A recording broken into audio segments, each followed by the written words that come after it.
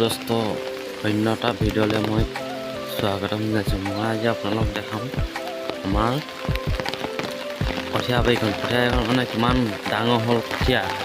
আপোনালোকে চাই থাকিব দেই। মই বেক কেমেৰা কৰি আপোনালোকক দেখাই আছোঁ। ওখ হ'ল কঠীয়া, দহত পৰা কঠীয়া দেখিছেনে? বহুত ওখ হৈ গ'ল।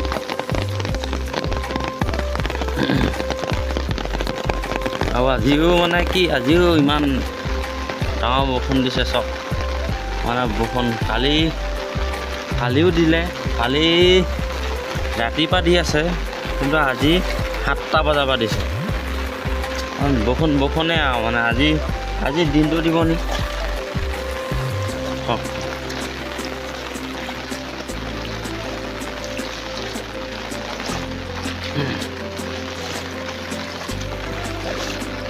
এইখিনি আছে আপোনাৰ বৰা ধান, এইখিনি বৰা, সেইখিনি আছে আপোনাৰ ৰঞ্জিত।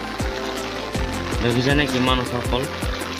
কালি পকি পোৱা কঠীয়া মানে দহত পাৰিলে সেইটো কাৰণে ভাল হয়, সোনকালে ওখকো হয় আপোনাৰ, আৰু ৰুব পৰাও হয় সোনকালে মানে দহত পাৰিলে মানে।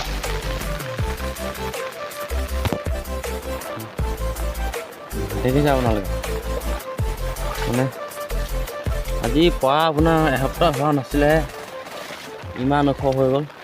দেখিছে মানে দহত বামত পাতকৈ দহত পাৰিলে মানে ভাল, মানে লগালগ ডাঙৰো হয়, সোনকালে ডাঙৰ ওখ হয়। আৰু সোনকালে ওখ হ'লে পথাৰটো ৰুব পৰা হয়।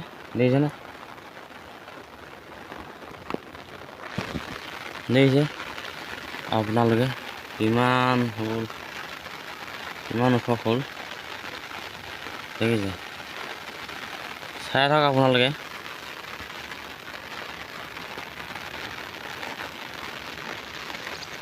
কি ধুনীয়া মানে আমাৰ এই বাৰী কাষৰ মাটি কেইডোবাতে কাষতে পোৱা হয়, মানে বাগানৰ কাষতে লাগি আছে মাটি। মই বাৰী কাষত লাগি থকা সিহঁতে পোৱা হয় মানে প্ৰত্যেক বছৰ।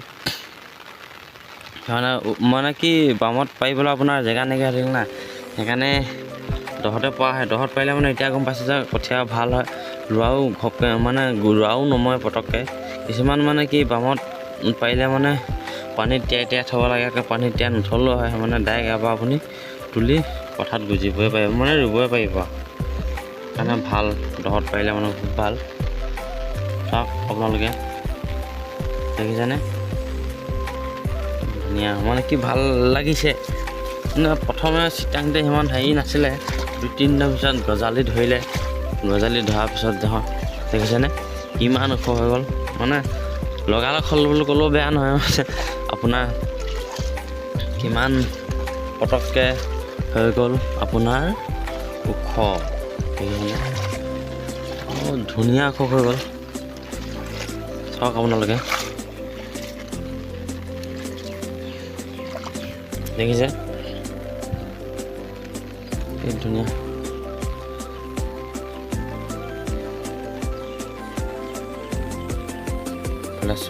মানে আমাৰ এই 10 বিঘা মাটি আছে, 10 বিঘা মাটিত ৰুইও মানে থাকি যায় আমাৰ ইয়াত কঠীয়া ধান, মানে কঠীয়া থাকি যায় আমাৰ 10 বিঘা মাটি ৰুই। দেখিছে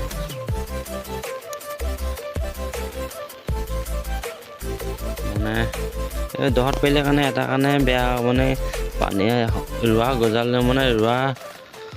গজালিখিনি ডাঙৰ নোহোৱালৈকে পানী হেঁচি থাকিবলগীয়া হয়।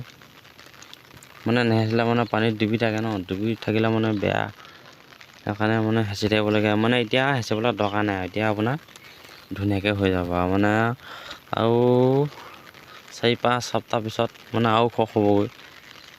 মানে গোবৰ সাৰ দিয়া হয় না, গোবৰ দিয়া হয় আমাৰ ফালে। আমি সিমান নিদিওঁ, পথাৰতহে আমি দিওঁ, মানে কঠীয়া তলিত আমি অকল গোবৰহে দিওঁ, গোবৰতে হয় আমাৰ কঠীয়া ধান। মানে দহত পাৰিলে সেইটো কাৰণে ভাল, বহুত ভাল। সাৰো তেনেকৈ দিব নালাগে। আপোনাৰ বামত পাৰিলে আকৌ সাৰ আপোনাৰ চব বহুত কিবাকিবি দিব লাগে। আকৌ আপোনাৰ ৰঙা পোৱা মৰা দেও দৰবো দিব লাগে, চব দিব লাগে মানে বামত পাৰিলে মানে। ধৰত পাৰিলে দৰকাৰ নাই, ধৰত পাৰিলে মানে আপোনাৰ দৰকাৰ নাই, দিবলৈ দৰকাৰ নাই। চাওক আপোনালোকে ভালকৈ, অলপো স্কাম নকৰাকৈ চাব দেই। দেখিলে ইমানতে ৰাখিছোঁ।